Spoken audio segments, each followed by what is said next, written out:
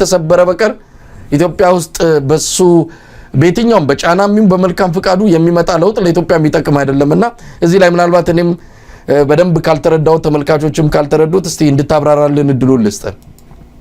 ጥሩ ጥያቄ ነው። እኔ በጠቅላይ ሚኒስትሩ ተስፋ ከቆረጥኩ አመታት አልፈውኛል። መሳይ ታውቃለህ፣ ለመጀመሪያ ጊዜ አደባባይ ወጥቼ ጠቅላይ ሚኒስትር አብይ አህመድ ቁጥር 1 የኢትዮጵያ ህዝብ የብሔራዊ ደህንነት አደጋ ናቸው፣ ስጋት ናቸው ብዬ ከፈረጅኩ ቆይቻለሁ። አሁን እንደዚህ ካልኩት ሰው የምጠብቀው ተስፋ ሊኖር አይችልም። ግን ጽሁፉ ምንድነው የሚለው? በቃ መትረፍ የምንችለው መዳን የምንችለው ህዝባዊ ቢተኝነት ነው፣ በሽግግር መንግስት መቋቋም ነው። ሁሉን አቀፍ በሆነ ጦርነት ቆሞ ወደ ሰላማዊ ሁኔታ መሄድ የምንችለው ሁሉን አቀፍ የሆነ የሽግግር ሂደት ውስጥ ስንገባ ነው። ለዚህ ጥያቄ መልስ ለማግኘት ሁለት ነገሮች ያስፈልጋሉ። ወይ የጠቅላይ ሚኒስትሩ ፈቃደኝነት ያስፈልጋል፣ ለምን ሁሉ ነገር የተቆጣጠሩት እሳቸው ስለሆኑ ወሳኙ እሳቸው ስለሆኑ፣ ወይም ደግሞ በህዝባዊ ቢተኝነት ተገደው ከስልጣን መወገድ አለበት። እነዚህ ሁለት አማራጮች ከፊታችን አሉ። እዛው ጽሁፉ ምንድነው የሚለው? ቀጥሎ ላለፉት 7 ዓመታት ባህሪያቸውን እንዳየነው ግን ጠቅላይ ሚኒስትር አብይ አህመድ በህይወት እስካሉ በስልጣን እስካሉ ድረስ ይሄን ጥያቄ ይቀበሉታል ተብሎ አይቀበሉትም ነው። ስለዚህ ወደዱም ጠሉም በህዝባዊ ቢተኝነት ነው ተገደው ይሄን ጥያቄ እንዲቀበሉ መደረግ ያለበት የሚል። ስለዚህ እኔ እሳቸው ላይ ምንም ተስፋ የለኝም። እሳቸውን ማዕከል ያደረገ ትኩረት ያደረገ የትግል እንቅስቃሴ መካሄድ አለበት የሚል እምነት አለ። ምክንያቱም የፓርቲንም የመንግስትንም መዋቅር ተቆጣጥረው ጠልፈው ወስደው በአገር እና በህዝብ ህልውና ላይ አሁን በየቀኑ እየወሰኑ ያሉት እሳቸው ናቸው። ይሄ ሰውዬ በእጃቸው የሚሊዮን ህዝብ ደም ነው ያለው። አገሩ ኢትዮጵያ ሆኖ ነው እንጂ ዛሬ እሳቸው ቤተ መንግስት አልነበረም መኖር የነበረባቸው። ዛሬ እሳቸው እስር ቤት ነው መኖር የነበረባቸው፣ ችሎት ላይ ነው መቅረብ የነበረባቸው። ግን አገሩ ኢትዮጵያ ሆነና የአገር መሪ ሆነው ቀጥለዋል። ቅድም እንዳልኩ ወይ በፓርቲ ውሳኔ ወይ በመንግስት ውሳኔ ኢቭን በሙስና በጸረ ሙስና ኮሚሽን ክስ ዛሬ ፍርድ ቤት መቆም የነበረባቸው ሰው ናቸው። ወንጀለኛ ናቸው። ኢትዮጵያ ሆኖ ነው እሳቸው መሪ ሆነው የቀጠሉት እና ከዚህ ሰውዬ ምንም የምጠብቀው እንትን የለም። ግን ነገ ለምሳሌ ተነስተው በቃ እንደማያዋጣ አካሄዴ ገብቶኛል፣ ስለዚህ የምትሉትን ጥያቄ የህዝብ ጥያቄ ተቀብያለሁ፣ በአስቸኳይ ሁሉን አቀፍ የሆነ የሽግግር ሂደት መቋቋም አለበት፣ በአስቸኳይ ጀኒውን የሆነ ሐቀኛ የሆነ የተኩስ ማቆም ስምምነት መፈረም አለበት ብለው ቢቀበሉ ሰየው። ከዛ በኋላ ስለሰሩት ወንጀል በህግ ይጠየቃሉ። የሽግግር ጊዜ ፍትህ አለ።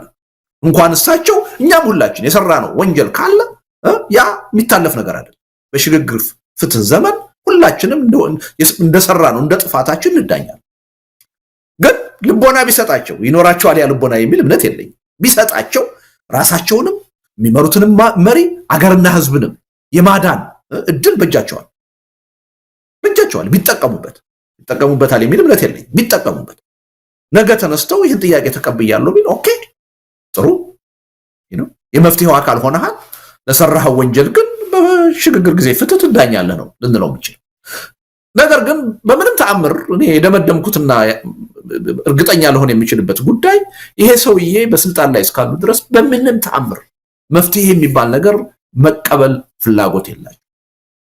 በቃ እስከ መጨረሻው ድረስ በኃይል በጉልበት ህዝብን አንበርክኬ እገዛለሁ ብለው የወሰኑ ሰው ናቸው። ራሳቸውን ዘላለማዊ ንጉስ ለማድረግ የወሰኑ ሰው ናቸው። ከ7 ዓመታቸው ጀምሮ ይዋሹ አይደለም ያን የተናገሩ። ይሄ ሰውዬ በስልጣን ላይ እስካሉ ድረስ ምንም የሚመጣ መፍትሄ የለም። ይሄ ሰውዬ ይሄን የህዝብ ጥያቄ መቀበል ያለባቸው ተገደው ያን ሊያስገድድ የሚችል ያን ውጤት ሊያመጣ የሚችል ህዝባዊ ቢተኝነት ነው የምንጠራው እንጂ ከሳቸው የምንጠብቀው መፍትሄ የለም። ግን ማሳየት አለበት። ሰው ናቸው፣ ህሊና አላቸው። ከፈለጉ ራሳቸውንም ቤተሰባቸውንም አገርና ህዝብንም ማትረፍ ከፈለጉ ትንሽም ቢሆን በታሪክ ቦታ እንዲኖራቸው ከፈለጉ ይሄን ህዝባዊ ጥያቄ ሰላማዊ ህዝባዊ ቢተኝነቱ ከመቀጣጠሉ በፊት ህዝብ ሌላ መስዋዕትነት ከመክፈሉ በፊት መቀበል አለባቸው። ይሄን ጥያቄውን ማቅረብ ከኛ የሚጠበቅ ነገር። ግን በአንተ ግምት ይቀበሉታል ወይ ብትለኝ አይቀበሉትም። እንደዛ አይነት ባህሪ የላቸው ምንም። ስለዚህ ይሄን ለይቶ ማየት ያስፈልጋልና ተስፋ እያደረኩ አይደለም፣ ግን ሁልጊዜም እድል መስጠት ያስፈልጋል። መጀመሪያ ታሳያቸዋለህ የመፍትሄውን አቅጣጫ። እሳቸው ካልተቀበሉ ለብልጽግና ፓርቲ ታሳየዋለህ። አንተም እንደ ተቋም እንደ ድርጅት መትረፍና የችግሩ የመፍትሄው አካል መሆን ከፈለክ እድሉ አለ መባል አለበት። እድሉን ካልተቀበልክ ግን እንደ ማንኛውም አምባገነን መንግስት ተጠራርገህ ትወገዳለህ። ከዛ በኋላ በህግ ነው ያንተ ጉዳይ የሚታየው። የመፍትሄው አካልም አትሆንም ተብሎ መነገር አለበት። ሪሊ ከኛ የሚጠበቀውን ነገር ሁሉ እያደረግን በሆደ ሰፊነት በኃላፊነት ስሜት የምንሰራ መሆናችንን እያሳየን ነው እነሱን ቻሌንጅ ማድረግ ያለብን። ያ በህዝቡ ውስጥ የሞራል የበላይነት ይሰጠናል፣ ጉልበት ይሰጠናል። በዓለም አቀፉ ህብረተሰብ በኃላፊነት የምንሰራ ነገ መንግስትን እንኳን ብንተካ ይችን ሀገር ወደ በጎ ነገር የምናሸጋግር መሆኑን መተማመን መፍጠር ያስችላል።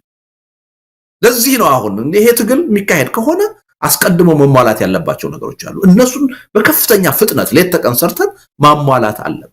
ሁለት ነገር በዋናነት ማለት ነው።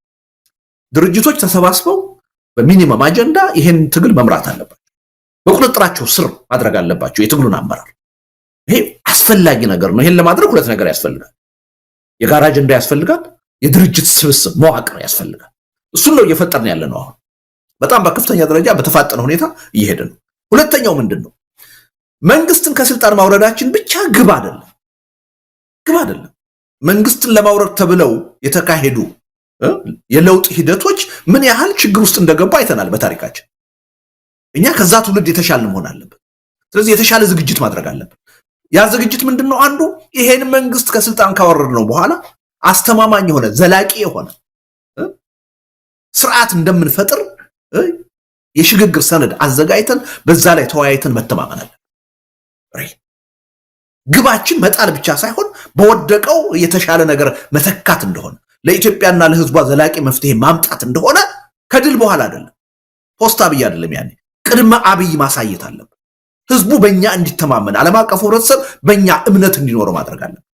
ያን ዝግጅት እያደረግን ይሄን ካደረግን ምንም ጥርጥር የለም በጣም ባነሰ ጊዜ ባነሰ መስዋዕትነት አስተማማኝ ለሆነ ውጤት የሚያበቃ ህዝባዊ እምቢተኝነት ማድረግ እንችላለን። በነገር ላይ መሳይ ከዝግጅታችንም መሃል ለዛ እንደ አንድ ተነሳሽነት መፍጠሪያ ሁለት ነገሮች ያስበናል። በቅርቡ በኢንተርኔት የትዕይንተ ህዝብ እንጠራለን። ባለፈው ያደረግነው ህዝቡን ሞራሉን ያነሳሳውን በጣም በላቀ በሰፋ ሁኔታ ሚሊዮኖች በሚሳተፉበት ሁኔታ አንድ የበይነመረብ የተቃውሞ ትዕይንተ ህዝብ ለማዘጋጀት አሁን እየተነጋገር ነው። አንድ ልክ ከሱ ማግስት ደግሞ በዋሽንግተን ዲሲ እና በለንደን ከተማ እስካሁን በታሪካችን ካደረግናቸው የተለየ የብሔር ማንነትን የሃይማኖት ማንነትን የተሻገረ የፖለቲካ ልዩነትን የተሻገረ ኢትዮጵያውያን ያን የነበረውን እግረሙቅ ሰብረው ክፍፍል ሰብረው በአንድ ላይ ለአንድ አጀንዳ ወጥተው እንቅስቃሴ የሚያደርጉበት ሰላማዊ ሰልፍ መሬት ላይ ለመጥራት እየተዘጋጀ እና የአብሮነት ኢትዮጵያ ለ8 ድርጅቶች ደብዳቤ ጽፈናል። ይሄን ጉዳይ የጋራ ግብረ ኃይል አቋቁመን እኛ ብቻችን ከምንሰራው አብረን እንስራ ብለን ደብዳቤ ወረድ ይጽፈንላቸው በአደባባይም ጥያቄ አቀርበንላቸዋል። አሁን መልስ እየሰጡ ነው። ብዙዎቹ በጎ ፈቃደኞች ናቸው። ይሄን ጉዳይ የጋራ ጉዳያችን ነው፣ በጋራ አብረን እንስራው። እነዚህ ሁለት መድረኮች በከፍተኛ ደረጃ የህዝቡን ተነሳሽነት ይጨምሩታል። ምን ያህል በተደራጀ ሁኔታ በጋራ ነገሮችን ለመስራት እንደተዘጋጀን ህዝቡ ዓለም አቀፉም ህብረተሰብ እንዲያይ እናደርጋለን። አገዛዙን በዛው መጠን እናሸብረዋል፣ እናስደነግጠዋለን። እና ሪሊ እነዚህ ዝግጅቶችም እንዲሳኩ ሁላችንም ተባብረን መስራት አለብን የሚል እምነት አለኝ። ምክንያቱም እነዛ ዝግጅቶች ያለ ምክንያት አይደለም የታሰቡ፣ ለዛ መንደርደሪያ እንዲሆኑ ነው። የህብረተሰቡን ስሜት ትኩረት የዓለም አቀፉን ህብረተሰብ የበለጠ ለመሳብ የሚደረጉ እንቅስቃሴዎች ናቸው። እና እኛ ምንም መሳይ ደግሜ ደጋግሜ ይሄን ነገር የምናገረው እንቅልፍ የለንም፣ ሌሊት ከቀን ነው እየሰራን። አገዛዙ ይሄን መረዳት አለበት። ህብረተሰቡ ደግሞ ይሄን አውቆ የስነ ልቦና ዝግጅት ከወዲሁ ማድረግ አለበት። ቁሞ ተመልካች ሳይሆን ተሳታፊ መሆን አለበት። አንዱ ቅድመ ሁኔታ ምንድነው የሚለው መሳይ እዛ ላይ በቂ የህዝብ ተሳትፎ። በነገር ላይ እነዛ 11 ቅድመ ሁኔታዎች ዝም ብለው የተቀመጡ አይደለም። ከዓለም የህዝባዊ እምቢተኝነት ትግል የተወሰዱ ትምህርቶች ናቸው። ከጥናት የመነጩ ናቸው። እና አንዱ ቅድመ ሁኔታ ምንድነው? በቂ የህዝብ ተሳትፎ መኖር አለበት። በቂ ሲባል ኢትዮጵያ 130 ሚሊዮን ህዝብ ነው ያለው። 130ውም የህዝባዊ እምቢተኝነቱ ተሳታፊ ይሆናል ማለት አይደለም። በጣም ጠንካራ የሆኑ ዓለም አቀፍ ሪሰርቾች በዚህ ጉዳይ ላይ እየተሰሩ የሚያሳዩት አንድ ህዝባዊ ቢተኝነት ውጤታማ እንዲሆን 3.5% ህዝብ ከተሳተፈ በቂ ነው ነው የሚለው 3.5 የበለጠ እርግጠኛ ለመሆን ግን 5% ህዝብ ከተሳተፈ ማንም ምድራዊ ኃይል ያን ህዝባዊ እንቅስቃሴ ሊያግደው አይችልም ሊያስቆመው አይችልም ስለዚህ 5% ነው የምንፈልገው የግድ እንደው ሁሉም አርሶ አደሩ ሁሉ በየገጠሩ ያለው ይሳተፋል ማለት አይደል ከኢትዮጵያ ህዝብ 5%ን ካሳተፈን በእርግጠኝነት በ45 ቀን ውስጥ ይሄን ህዝባዊ ቢተኝነት ውጤታማ እናደርገው ኢቭን አብዛኛዎቹ ጥናቶች የሚያሳዩት 3.5% እኛ ግን እስከ 5% መሄድ አለብን የሚል እምነት አለ ለዛ ደግሞ የህዝቡ ብዛት ራሱ ጥሩ ድል የሚፈጥር ነው ለኛ የተመቸ ነው አጀንዳው የጋራ መሆኑ የበለጠ ድል የሚፈጥር ነው የኔ ጉዳይ አይደለም ሊል የሚችል ኢትዮጵያዊ አሁን የለም ያው በስልጣን ወይም በጥቅም የተገዛ ሰው ካልሆነ በስተቀር ለራሱ ይዋሽ የሚኖር ጥቅመኛ ሰው ካልሆነ በስተቀር ማንንም ኢትዮጵያ ውስጥ አሁን የተጠቀመ የለም ያልተጎዳ የለም እና ሁሉንም ህዝብ የሚመለከት እና ያን ቁጥር ማችም ለማድረግ በጣም ምቹ ሁኔታ ነው ያለው እና ሪሊ ያንዳንዶቹ ነገሮች እዛ ላይ የተቀመጡት እንዲሁ ዝም ብለው የተቀመጡ አይደሉም ከጥናት የመነጩ ናቸው አጠቃላይ ላለፉት 100 ዓመታት የተካሄዱ የህዝባዊ ቢተኝነት እንቅስቃሴዎች በመገምገም የተቀመጡ ነጥቦች ናቸው እና ከነሱ ነጥቦች ውስጥ አንዱ ወይም ሁለቱ ካልተሳካ ችግር ይፈጥርብናል አሟጠን ነው መዘጋጀት ያለብን አሟጠን ይሄን ካደረግን ቢልሚ እስካሁን በኢትዮጵያ የተደረጉ ስህተቶችን አንደግም ከታሪክ ተምረናል ማለት ነው ከራሳችንም ታሪክ ተምረናል ማለት ነው ከሌሎች ሀገሮችም ተምረናል ማለት ነው አሁን ማዳጋስካር የሆነውን አይተሃል አይደል የንዚዎች ተነሱ ጣሉት ግን ማን ነው ስልጣኑን የወሰደው ወታደሩ ነው የያዘው የኛ ግን እንደሱ አይሆንም እነሱ በእኛ መጠን አልተዘጋጁማ ብሶቱ ገነፈለ የሆነ ነገር ስፓርክ አደረገው ወጡና አጥለቀለቁ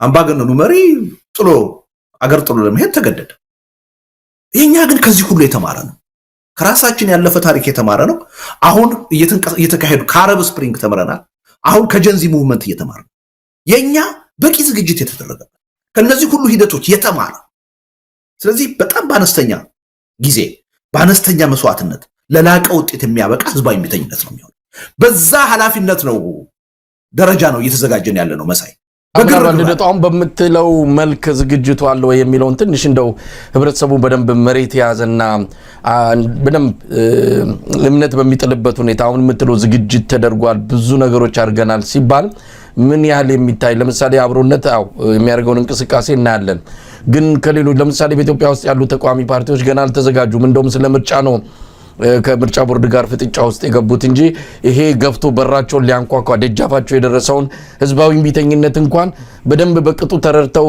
የኛ ሚና ምንድነው የሚለው ላይ ከውሳኔ እንኳን መድረስ አልቻሉም ውጭ ያለው ዲያስፖራውም ገና ውሃውም አልሞቀም እና ዝግጅት አድርገናል ተጠናቋል ከሌላው የተሻለ ነው ስትል ምንድነው መሬት ላይ ሊታይ የሚችል ምን ነገር አለ እንደው አሁን እዚህ ላይ ልትገልጸው የምትችለው ከይቅርታ ጋር ዝግጅቱ ተጠናቋል አላልኩም በከፍተኛ ደረጃ እየተዘጋጀ መዘጋጀት ብቻ አይደለም በጣም ተስፋ ሰጪ ሁኔታዎችም ለውጦችም እያየን ቅድም ጠቅሼልሃል እኔ እናንተ እኮ የዛሬ 5 ወር 6 ወር በሰላማዊ ህዝባዊ ቢተኝነት ጉዳይ ስንከራከር ነው የነበረው አይደል አሁን ግን በጋራ ነው እያሰብን ያለ ነው በቃ ሁላችንም አምነንበት ወደዛ አቅጣጫ የጋራ ጥረት እናድርግ ነው እያልን ያለ ታስታውሳለህ የዛሬ አመት ጦርነት ይቁም ብለው አገር ቤት ያሉ ተቃዋሚዎች እንቅስቃሴ ሲያደርጉ አብዛኛዎቹ የታጠቁ ኃይሎች ደስተኛ አልነበሩ ልክ የነሱን ትግል የሚጠልፍ አንደርማይን የሚያደርግ አድርገው ነበር ያዩት አሁን ግን ለነሱም የሚጠቅም መሆኑን አምነው ተቀብለው እነዘመነ ካሴ ሳይቀሩ በአደባባይ ወጥተው ህዝባዊ ቢተኝነትን እየቀሰቀሱ አየህ ስለዚህ ፖለቲካው ማቹር እያደረገ ነው የተሻለ ነገር እየተፈጠረ ነው እና ዝግጅት አጠናቀናል አላልኩም በከፍተኛ ደረጃ ዝግጅት እያደረግን ነው ለመጠናቀቅ የሚቀራቸው ነገሮች አሉ ያ ደግሞ ሊጠናቀቅ የሚችለው በሁላችንም ርብርብ ነው ስለዚህ እሱን ታሳቢ ማድረግ ያስፈልጋል እና አሁን 8 ድርጅቶች ኦሬዲ ደብዳቤ ጽፈናል እነዛ ኢትዮጵያ ውስጥ ያለውን ማህበራዊ መሰረት ግምት ውስጥ አስገብተን ይሄ ኢትዮጵያንስት ነን የሚሉ ኃይሎች የሚሳተፉበት ነው የአማራ ኮሚኒቲ የሚሳተፍበት ነው የኦሮሞ ኮሚኒቲ የትግራይ ኮሚኒቲ የደቡብ ኮሚኒቲ የሶማሌ ኮሚኒቲ እነዚህ ሁሉ የሚሳተፉበት ነው አሁን ተመሳሳይ ስራ የምንሰራ ስብስቦች አለን እዚህ ቨርጂኒያ ከዚህ በቅርብ ጊዜ የተቋቋመው ፎረም አለ አይደለም እናቶ ጆዋር እኔ ሌሎችም ሰዎች ያለንበት እሱ ጋር አሁን እየተነጋገርን ነው ምናልባት ዛሬ ወይም ነገም ስብሰባ ይኖርናል በዚህ ጉዳይ ላይ ለመነጋገር የደቡብ ፓርቲዎችና የፖለቲካ ኃይሎች የተሰባሰቡበት አካል ኦልሬዲ ለጥያቄያችን መልስ ሰጥቷል። የጋራ ግብረ ኃይል ተሎ አቋቁመን ይህን እንቅስቃሴ መጀመር አለበት የሚል እና ሪሊ እያንዳንዱን ቀንኛ እየተጠቀምንበት ነው። አገር ቤት ያሉ ፓርቲዎች ጋርም እንዲሁ ዝም ብለን ማንገናኛ አድርገህ እንዳታስበን ማለት ነው። ግንኙነት አለ፣ እንነጋገራለን። ህጋዊ ፓርቲዎች ናቸው፣ ሰላማዊ ፓርቲዎች ናቸው። የዚህ ጉዳይ ዋና ባለቤት መሆን አለባቸው ብለን እናምናለን እነሱ። ስለዚህ ከነሱም ጋራ በተቀናጀ ሁኔታ፣ በተናበበ ሁኔታ፣ በተባበረ ሁኔታ ነው ምንሰራ። ግን ደግሞ የምናደርገውን ዝግጅት መሳይ በእያንዳንዱ ቀን እየመጣን ሚዲያ ላይ እናቀርባለን ማለት አይደለም። የፖለቲካ ጉዳይ ነው። በአደባባይ የምንናገረው ዝግጅት ይኖራል። ከአደባባይ ውጭ ደግሞ በሚስጥር የምንሰራው ዝግጅት ይኖራል። ባይዘው ሰላማዊ ትግል በሚስጥር ይመራል፣ መብት ነው። የግድ በአደባባይ ማድረግ የለብን። በአደባባይ የምታደርገውን በአደባባይ ታደርጋለህ። ካገዛዙ ባህሪ አንጻር ደግሞ በሚስጥር መያዝ አለብኝ የምትለው በሚስጥር ታደርጋለህ። እንኳንስ አይደለም አገር ቤት ያሉ ፓርቲዎችንና አገዛዙ ውስጥ ያሉ ኃይሎችን አድሬስ እያደረግን ነው፣ ኮንታክት እየፈጠርን ነው። በጣም በከፍተኛ ደረጃ በግልጽ እንኳን ባይችሉ ውስጥ ለውስጥ ከኛ ጋር ለመስራት የሚፈልጉ ብዙ ያገዛዙ ባለስልጣናት እንዳሉ እያየን ነው። ኮንታክት እየፈጠርን ነው። አይደለም ከተቃዋሚ ኃይሎች ጋር ማለት ነው። ግን ያን ሁሉ እያወጣን በአደባባይ ከነከሌ ጋር ከነከሌ ግን ልንላችን በዛ ደረጃ ነው የምንዘጋጀው።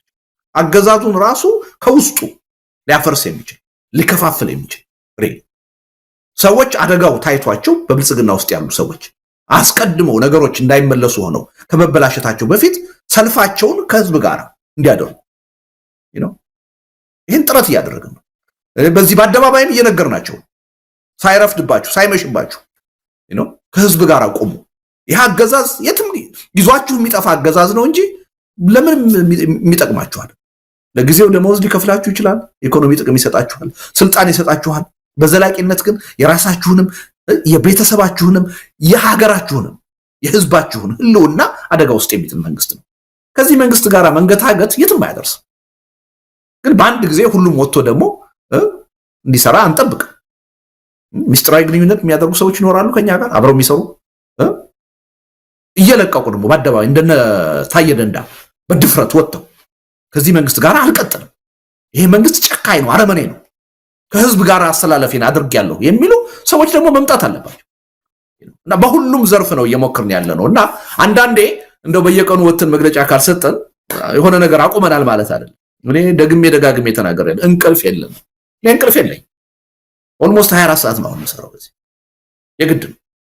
ምክንያቱም ይሄ ሀገርና እንገናኛለን ከዚህ በኋላማ አንተም ራሱ በእድክበት ባለፍክበት ሁሉ እየተከተልን ምን አደረሳችሁት ብለን እንጠይቃለን። ምክንያቱም ተጀምሯል። አሁን በቃ መጋረጃው ተገልጧል። ምንድነው መቀነቱም ተፈቷል። ከዚህ በኋላ ወደ ኋላ የምንመለስበትም አይደለም። እንደዚህ አይነት ሚዲያዎች እንደ አንከርም ሌሎች ሚዲያዎች ደግሞ ይሄ ትግል በደንብ ስር ይዞ ሄዶ ለውጥ እንዲያመጣ በሚዲያ በኩል ሚናችንን መጫወት አለብን። ሌላም ስራም የለንም። እናንተም እንቅልፍ እንደሌላችሁ እንደ ሚዲያ ባለሙያ እኛም እንቅልፍ አይኖረንም። ከዚህ በኋላ ተጀምሯል። ኢትዮጵያ ህዝብ ወጥቷል። በቃ አይነ ጥላው ተገፏል። መጋረጃው ተገልጧል። ግን እንደው ልደቱ ከልምድም ከተለያዩ ነገሮች ተነስተ አሁን ተጀምሯል። አሁን እንግዲህ አንዳንድ ቦታ ማዳከም አንዳንድ ቦታ ማዳፈን ስርዓቱ ደንግጧል። ምን እየተቅበዘበዘን ያለውና እንደው ምን ምክር ታስተላልፍላችኋል? ተስፋ እንዳይቆርጡ የፖሊስ ዱላ አይተው የአገዛዙን ጥይት ጩኸትና መግደልና ማፈን ማሰርን አይተው ከጀመሩት ትግል ወደ ኋላ እንዳይሉ እዚህም እዛም ደግሞ ነገ እኛ ብንነሳ እንዲገጥመናል ብለው ምን እንዳይፈሩ በዚህ አጋጣሚ ለኢትዮጵያ ህዝብ ምክንያቱም ያልተነካ የህብረተሰብ ክፍል የለም። ሁሉም በሩ ተንኳክቷል። ሌላው ቀርቶ ወታደሩ ክፍልም መሳሪያ የታጠቀውም ከህዝቡ ባልተናነሰ ጥያቄ አለው። እንደሰማነው ከሆነ ምስራቅ ሐረርጌ ውስጥ እኮ ፖሊሶች ናቸው ጥያቄ ያቀረቡት። የጸጥታው መዋቅር እኮ ነው ጥያቄ ያቀረበው። ራበን ያለው የጸጥታው መዋቅር ነው። ፓርላማውም ራሱ ኮርቦናል እያለ ነው። ስለዚህ ምን መደረግ አለበት? እንደው ባጭሩ በቀጣይ በብዙ ነገሮች እንመጣለን። አብዛኛውን የሚዲያ ስርጭታችንንም ከዚሁ ከህዝባዊ ትግሉ ጋር በተያያዘ ነው እንግዲህ እንደው ትኩረት ሰጥተን የምናከናውነውና እንደው እንደመነሻ አሁን የተጀመረው ትግል ወደ ኋላ እንዳያፈገፍግ እንደ መልእክትም የሚሆን ነገር ካለ በሱ ጥያቄ ነው ዝግጅታችን የምናበቃው። ጥሩ ነው። ለመዝጊያ ጥሩ ነው ያነሳው። እኔ መጀመሪያ የህዝቡን መተባበር የህዝቡን የትግሉ ተሳታፊ መሆን እና ውጤታማ መሆን መጀመሪያ የሚወስነው የፖለቲካ ኃይሎቹ፣ የሚዲያው፣ የሲቪክ ማህበራቱ ትብብር ነው። መጀመሪያ እሱ ነው። ብዙ ጊዜ ህዝቡ ያዳምጣል መሳይ። ህዝቡ ችግር ውስጥ የሚገባው እኛ የተከፋፈለ አመለካከት ስንይዝ። አየህ አሁን ሰላማዊ ትግልን ወይም ህዝባዊ እምቢተኝነትን በሚመለከት እኔና አንተ፣ እኔና ጀዋር፣ እኔና አቶ ገዱ፣ እኔና የሆነ ሰው በትግሉ እንቅስቃሴ ውስጥ ያለ የተከፋፈለ አመለካከት ካለን የህዝቡ አመለካከት የተከፋፈለ ነው። በሙሉ ልብ ተሳታፊ አይሆንም። ስለዚህ የመጀመሪያው የፖለቲካ ኃይሉ፣ ሲቪክ ማህበራቱ፣ መገናኛ ብዙሃን ኢብን አሁን በሶሻል ሚዲያ አክቲቭሊ እንቅስቃሴ የሚያደርጉ ኃይሎች፣ አክቲቪስቶች አንድ አይነት አመለካከት ወደ ህዝቡ ማድረስ አለብን። ህዝባዊ እምቢተኝነት ይቻላል፣ ያዋጣል የሚለውን ስነ ልቦና መፍጠር አለብን። በራስ መተማመን መፍጠር አለብን። ይሄን ካደረግን ህዝቡ ያዳምጣል መሳይ። ስንከፋፈል ግን የማንኛችን ሐሳብ ነው ትክክል የሚለውን ለማወቅ ለመገንዘብ ይቸገራል። አንዳንዴም ሲመርጥ የተሳሳተውን መንገድ ሊመርጥ ይችላል ህብረተሰብ። አንድ ላይ ግን ካወራን፣ አንድ ላይ ግን ይሄን አስተሳሰብ ካራመድን ቢልሚ ምንም ጥርጥር የለኝም በህዝቡ ነው። ህዝቡ ይቀበላል፣ ምንም ጥርጥር የለውም። እና ዋናው ነገር በዚህ ደረጃ እኛ የፖለቲካ ኤሊቱ መዘጋጀት አለብን። በፍጥነት የተዘጋጀን ነው፣ ግን በፍጥነት በበለጠ ስፋት መዘጋጀት ይኖርብናል። ህብረተሰቡ በፍርሃት ምንም የሚለወጥ ነገር የለም ኢትዮጵያ ውስጥ። በዝምታ የሆኑ ኃይሎች ለውጥ እንዲያመጡ በመጠበቅ የሚለወጥ ነገር የለም። ይህ አገዛዝ ለአንድ ቀን በስልጣን ላይ ባደረ ቁጥር የኢትዮጵያ ህዝብ የእርስ በርስ መገዳደል፣ የኢትዮጵያ ሀገረ መንግስት መፍረስ አይቀሬ የሆነ ነው የሚመጣው። የበለጠ እየቀረበ ነው የሚመጣው። በዚህ መንግስት ምንም ተስፋ ልናደርግ የሚገባን ነገር መኖር የለበትም። ተስፋችን መሟጠጥ አለበት። በቃ ይሄ መንግስት ከዚህ በኋላ ሊፈታልን የሚችል ችግር የለም። ስለዚህ አሁን እኛ የፖለቲካ ኃይሎቹም ሚዲያም ህዝብም ይሄ መንግስት ጥሩ መንግስት ነው ወይስ አይደለም፣ ክፉ ነው ወይስ አይደለም፣ ዛሬ እንዲህ አደረገ ነገ እንዲህ አደረገ የሚለው ላይ አይደለም ትኩረት ማድረግ። ይሄ ጨካኝ የሆነ ለህዝብ የማይበጅ መሆኑን ያረጋገጠ ነው መንግስት እንዴት ነው በህዝብ ትግል መንበርከክ ያለበት መሸነፍ ያለበት በሚለው ጥያቄ ላይ ነው ማተኮር ያለበት። ህብረተሰቡም አሁን ችግርን መቁጠር ምንም ጥቅም የለም።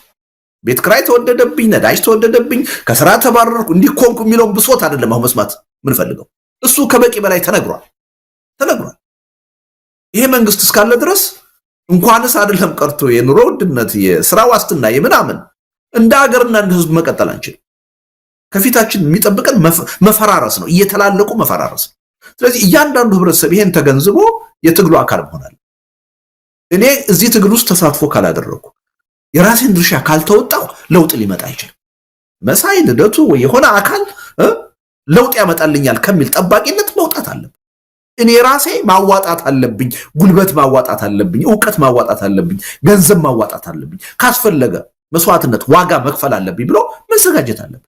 አገርና ህዝብ የሚቀጥለው እንዲህ አይነት ተነሳሽነት ሲኖር ነው፣ እንዲህ አይነት ቁርጠኝነት ሲኖር ነው።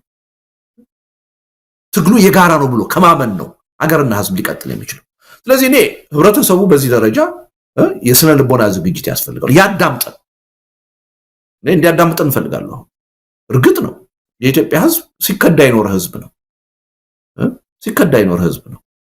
ብዙ ኪሳራ ሲደርስበት የኖረ ህዝብ ነው። በለውጥ ምክንያት ሊጠራጠር ይችላል፣ ሊሰጋ ይችላል።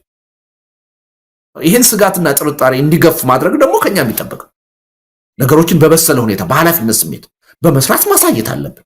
ጉዳዩን ከስልጣን ከቡድን ጥቅም በላይ የሀገርና የህዝብ ጉዳይ አድርገን እየሰራንበት መሆኑን በተጨባጭ ማሳየት አለብን። ይሄን እስካሳየን ድረስ ግን ህዝቡ ከአጉል ጥርጣሬ መውጣት አለበት። ሊያምነን ይገባል። በኔፍት ኦፍ ዘዳውት ሊሰጠን ይገባል እና ሊከታተለን ይገባል። በዛ ደረጃ ነው ለውጥ ሊመጣ የሚችለው እና ይሄ አጉል ጥርጣሬ ውስጥ አሁን ከዚህ በኋላ መግባት፣ ፍርሃት ውስጥ መግባት፣ አይ እኔ ቤቴ ተቀምጬ ሌሎች ታግለው ለውጥ ያመጡልኛል ብሎ መጠበቅ የትም አያደርስ። ኢትዮጵያውያን እዚህ ደረጃ ላይ ነው የደረስነው። አክት ካላደረግነው፣ ካልተንቀሳቀስን እንደ ህዝብም እንደ ሀገርም መኖር አንችልም። እጅግ ዘግናኝ የሆነ ሱዳን ካየነው፣ የመን ካየነው፣ ሊቢያ ካየነው፣ ሶሪያ ካየነው በላይ ነው ኢትዮጵያ ውስጥ ችግር እየመጣ ያለው። አገሪቱ ወደፊት የሚመጣ አደጋ አይደለም። በመፍረስ ሂደት ነው ያለችው። ፌልድ ስቴት ነች። አሁን የቀረው ኮላፕስ የማድረግ ጉዳይ። ኮላፕስ ካደረገ በኋላ ፓስፖርት ቢኖርህ የታደሰ ፓስፖርት፣ ቪዛ ቢኖርህ፣ ሚሊዮን ዶላር ቢኖርህ ምንም ትርጉም የለው፣ ዋጋ የለው። በዛ ደረጃ ነው ኢትዮጵያ ውስጥ አደጋ እየመጣ ያለው እና ይሄን ሁሉም ህብረተሰብ ተገንዝቦ ይሄ አይነት የታሪክ ጥፋት ላይ ይደርሳል። ሜክ ኦር ብሬክ ነው ከዚህ በኋላ። እስካሁን በነበረው ሁኔታ መቀጠል አንችልም የሚለውን ነገር በደንብ መገንዘብ አለብን እና ሪሊ በእያንዳንዱ ጊዜ ክትትል ያስፈልጋል። በዚህ ጉዳይ ላይ ተሳትፎ ያስፈልጋል፣ መደማመጥ ያስፈልጋል እና ከስሜት ወጣ ብሎ ይሄ ሁኔታ በተደራጀ ሁኔታ እንዲመራ ህብረተሰቡን በኃላፊነት ስሜት ፓርቲዎቹን እያዳመጠ መሪዎቹን እያዳመጠ እንቅስቃሴ ማድረግ ይኖርበታል እና በዛ ደረጃ ከተናበብን የአጭር ጊዜ ጉዳይ ነው የሚል እምነት ነው ያለኝ። በጣም ነው የማመሰግነው መሰለኝ። በጣም አመሰግናለሁ ልደቱ። እንግዲህ ቶሎ ስለምንመጣ እንደማትሰለች ተስፋ አደርጋለሁ። ተጀምሯል። ህዝብ እየታገለ ነው፣ ህዝብ እየሞተ ነው፣ እየታሰረ እየተንገላታ ነው ያለው። ከዚህ በላይም እየመጣ እንዳለ በስፋት ያየን ነው የምንገኘውና ስለዚህ የእናንተ ፖለቲከኞች፣ የሚዲያ ባለሙያዎች፣ አክቲቪስቶች፣ የብዙ አካላት ርብርብ የሚያስፈልግበት ጊዜ ነውና በዚህ አንፃር በየጊዜው እንዲህ አይነቱ መሰል ፕሮግራሞች፣ መድረኮች የምናመቻቸውናል። ልደቱ አያሌው ለነበረን ቆይታ በአንከር ሚዲያ ታዳሚዎች ስም ከልብ ነው የማመሰግነው። በጣም ነው መሳይ የማመሰግነው። እግዚአብሔር ይስጥልኝ።